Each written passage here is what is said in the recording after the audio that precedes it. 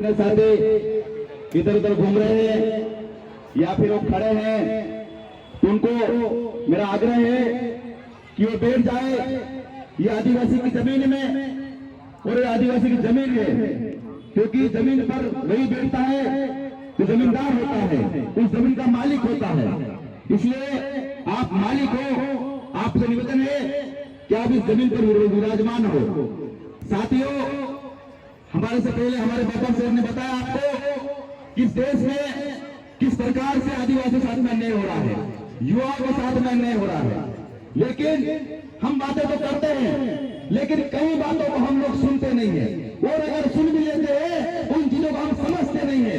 मैं बार बार कहता हूं कि अगर आप लोग बातों को सुनेंगे नहीं, समझेंगे नहीं, तो आप लोग मारे जाएंगे।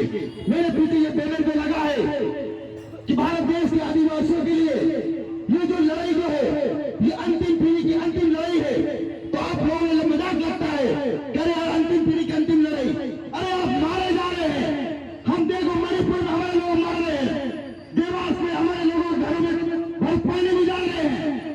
क्या हम लोग इस बात का इंतजार कर रहे हैं कि वो बुलडोजर हमारे घर तक जाएंगे? हम किस बात का भी इंतजार कर रहे हैं?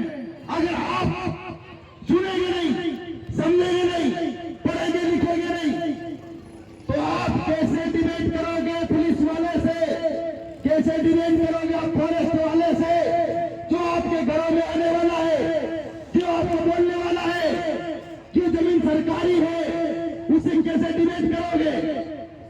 आपको तो गोली भी मार देंगे नक्सली बताकर। कब जागेंगे हम?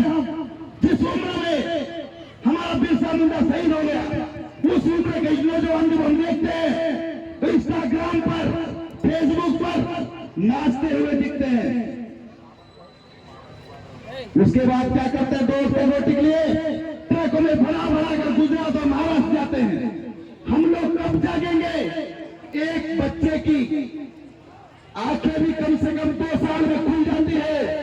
हमारे लोगों को साल 10 साल हमारे लोग कम हो रहे हैं, पलायन के नाम पर हमारे लोग मारा जा रहा है, निकाला जा रहा है, फिर भी हमारी आंखें नहीं खुल रही है। मैं युवा पीढ़ी से कहना चाहता हूं, जाग जाओ, लड़ो। और लड़ेंगे नहीं साथियों तो हम लोग मारे जाएंगे।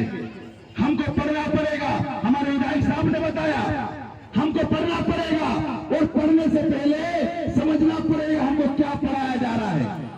अगर कभी ये नहीं कर पाए साथियों तो हमारी माताओं बहनों साथ में किस प्रकार से अन्याय हो रहा है। थाने में घुसकर कोई भी आंडू पांडू कांस्टेबल आके हमको मार देता है, कहीं जाकर तेज हमारी बात नहीं सुनता है, फॉरेस्ट वाला जाता है दरबल के साथ जेसीबी लेकर जाता है, कोई भी हम लोगों को दवाई समझाता है। हम लोग बार बार बोलते हैं कि आप इस देश के मालिक हो, हम आपको मालिक तौर पर संबोधित करते हो, लेकिन आप गांधीगिरी इंस्टाग्राम पर कर रहे हो। हमको ये समझना पड़ेगा, अगर नहीं समझे साथियों तो मारे जाएंगे। मेरे बाद भी बहुत सारे वक्ता है, मैं चाहूंगा साथियों कि आप लोग एक एक लोगों की एक बात सुने। यहाँ पर बोलने वाले वक्ताओं का संघर्ष है अपना। आप यहाँ से बोलने वाले लोगों ने कई दुनिया घूमी है, कई देश देखे हैं, कई जगहों पर घूमे फिरे हैं, तब वो 2 बात बोलते हैं।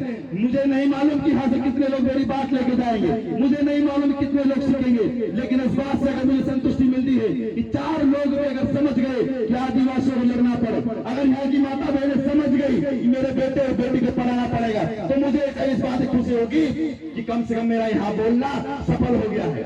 इसी के साथ अपनी बात को यहीं पर विराम दूंगा। मैं नारा लगाऊंगा, लड़े आवाज दो, आवाज दो। बहुत बहुत धन्यवाद।